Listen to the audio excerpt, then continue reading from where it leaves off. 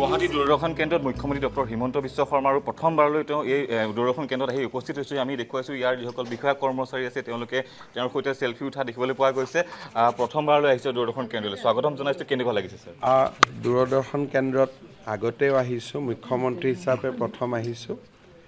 সকলোকে লগ পাই ভাল লাগিলে আৰু মোৰ ৰেকৰ্ডিংটো ভালে ভালে হৈ গ'ল।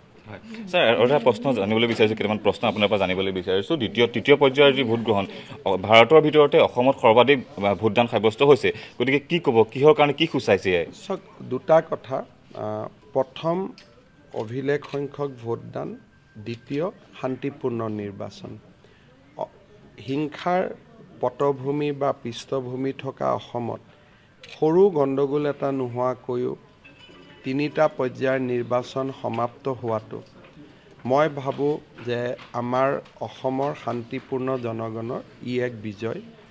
জয় পৰাজয় ৰাজনীতিত থাকিব, কিন্তু ৰাজ্য হিচাপে বা অসমবাসী জনগণ হিচাপে হিংসা বা প্ৰতিহিংসাৰ পৰা দূৰত এটা শান্তিপূৰ্ণ নিৰ্বাচন উৎসাহ আৰু উল্লাহেৰে সৈতে পাৰ কৰিব পৰাটো राज्यवासियों বাবে এটা কৃতিত্ব হৈ থাকিব।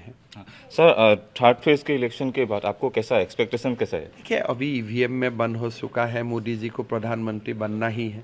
सर, और इतना यार पाছত अपनी कोट और विभिन्न स्थानों अपनी देखर अहाकालिर পৰা মই অহাকালি হপাই উৰিষ্যাত যাম, পিছদিনাখন বেংগলত আছে, মহাৰাষ্ট্ৰত আছে, য'ত য'ত পাৰ্টিয়ে যাব কয় তাতে যাব লাগিব। স্যাৰ, আৰু দেখিবলৈ পোৱা গৈছে আপোনাৰ যিসমূহ জনসভা যিসমূহ প্ৰচাৰ সভা এইবাৰ ব্যতিক্ৰম হৈছে। এইবাৰ ৰাইজে ভাষণৰ লগতে নাচিবলৈ পাইছে। এই ব্যক্তি এইটো এটা গান এটা আছে, আকৌ এবাৰ মোদী চৰকাৰ, গানটোত সকলোৱে নাচি ভাল পায়, ময়ো নাচি ভাল পাওঁ।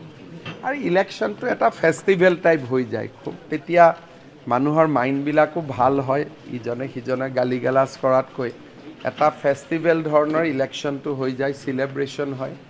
আৰু মোৰ মতেদি মই ভাবোঁ যে ইউ এটা কণ্ট্ৰিবিউট কৰে ইলেকশ্যনটো শান্তিপূৰ্ণ আৰু খুব এটা অন্তৰংগ ভাৱত সমাপ্ত হোৱা। স্যাৰ, আপুনি বিগত সময়ছোৱাত প্ৰায় 200তকৈ অধিক জনসভা সম্বোধন কৰিছে, বিভিন্ন প্ৰান্তলৈ আপুনি গৈছে। ভাগৰ কেতিয়াও আপোনাৰ অৱসাদ কেতিয়াও নাহে নেকি স্যাৰ?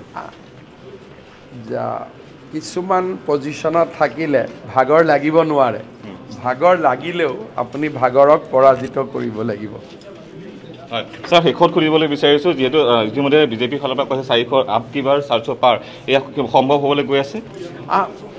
4 জুনত আমি সকলোৱে দেখা পাম যে 400 ছিটতকৈও বেছি আসন লৈ মোদীজী ভাৰতৰ প্ৰধানমন্ত্ৰী হ'ব। ধন্যবাদ মুখ্যমন্ত্ৰী মহোদয়। আৰু এয়া আছিল আমাৰ সৈতে মুখ্যমন্ত্ৰী ডক্টৰ হিমন্ত বিশ্ব শৰ্মা, সতীৰ্থ ভিডিঅ' জাৰ্নেলিষ্ট পংকজৰ সৈতে দেৱাশিষ কাকতীয়া ৰিপৰ্ট, DD অসম গুৱাহাটী।